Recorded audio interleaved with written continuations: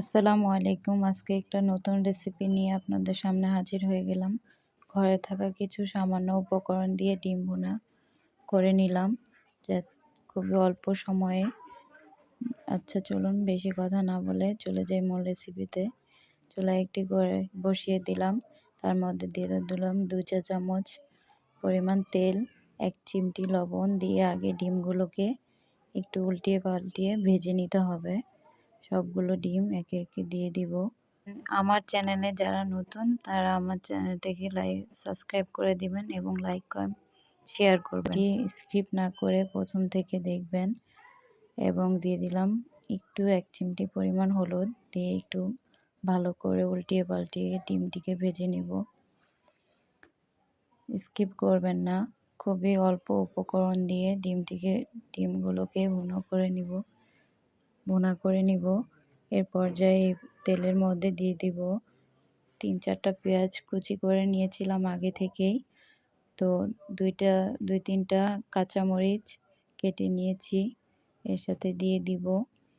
সবগুলো পেঁয়াজ একসাথে দিয়ে ভালো করে নেড়েচেড়ে তেলটার সাথে মিশিয়ে একটু নরম হওয়া পর্যন্ত অপেক্ষা করতে হবে।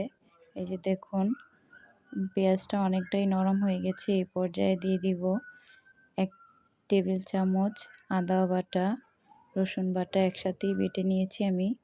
তারপর পরিমাণ মতো লবণ, তারপর দিয়ে দেব কিছুটা পানি দিয়ে দিব 1/2 চা চামচের মতো হলুদ গুঁড়ো। তারপরে দিয়ে দেব 1 চা চামচ মরিচের গুঁড়ো।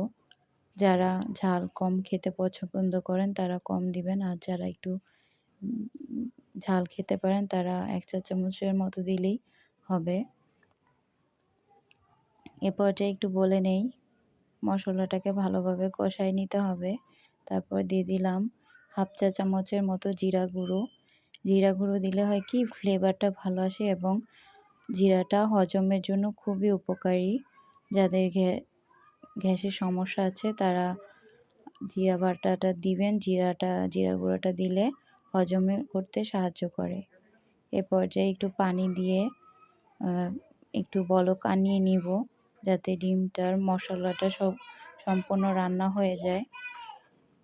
আমার চ্যানেলটি যদি নতুন হয়ে থাকেন প্লিজ আমার চ্যানেলটাকে সাবস্ক্রাইব করে দিবেন এবং পাশের বেল আইকনটি বাজিয়ে দিবেন নতুন ভিডিও দেখার জন্য। তারপর দেখুন ডিমটা আমার প্রায় রান্না হয়ে গিয়েছে, পানিটাও শুকিয়ে গেছে। এই পর্যায়ে দিয়ে দিব ধনেপাতা কুচি দিয়ে ভালো করে নেড়েচেড়ে নিতে হবে। ভালো করে ধনেপাতা কুচিগুলো দিয়ে ভালো করে নেড়েচেড়ে মিশিয়ে নিব। তারপরেই রেডি হয়ে যাবে আমার ডিম ভুনা রেসিপি। আশা করি ভালো থাকবেন। আমার দেখতে থাকুন ডিম ভুনা রেসিপিটি। ভালো লাগলে প্লিজ চ্যানেলটিকে সাবস্ক্রাইব করবেন এবং শেয়ার করে দিবেন।